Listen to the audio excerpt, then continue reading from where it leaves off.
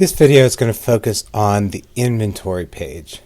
So let's go over here to the main tabs, select inventory. Under the inventory tab, you're going to have your list of purchase orders, your list of returns, and then your purchase order history. These are purchase orders that have been processed through. And then your return history, and again, returns that have been processed through. Now, under the returns page, you'll also see the parts page, the purchase order page, the return page, the purchase order history page, and the return history page. You can jump to any of these four from underneath these tabs. This is kind of a summary of these things. And to get to the purchase orders, let's say, you can click on this tab, or from here, you can jump to the purchase order. Now by going under here, you're going to have a list of all the purchase orders. If you go here and jump to this purchase order, you're only going to see this purchase order. So under the inventory tab, it's the same for the returns, the purchase order history, and the return history. Again, we can go to the returns. We'll see all the returns.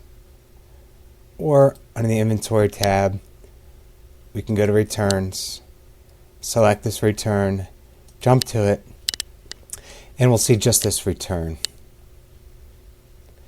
Let's start under here with the parts page. Here we can look up our parts in inventory. We can do it a couple different ways. If you want, just click search here, and that'll just show us all our parts in inventory. Now, the next thing would be to do the quick search by clicking this arrow up. Let's do bulb. Enter. And you'll see it return this bulb. You could also do bulb, let's say you know part of the part number, 11.5. Enter. And again, it's going to come back with that bulb. Next thing, we clear this out by clicking here or by clicking on the X over here. So let's click this line through. It takes that filter off, and again we see all our parts. Let's go to the advanced search.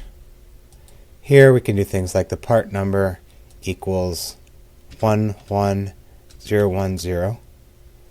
Okay, we search, and you'll see that we get this ball bearing. Let's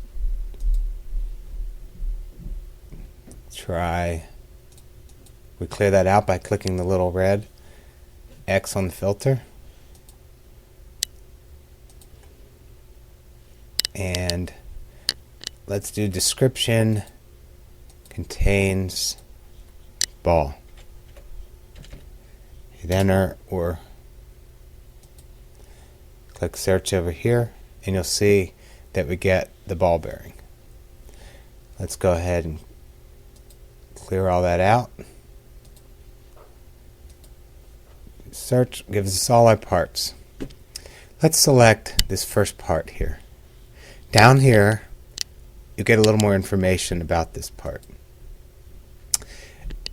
You'll see if there's any allocated currently.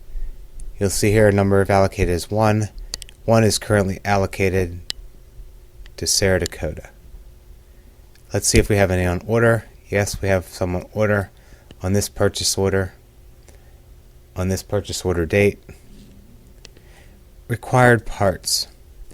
If there are other parts that are required with this part, you can add them here. Let's see. Let's add a new part.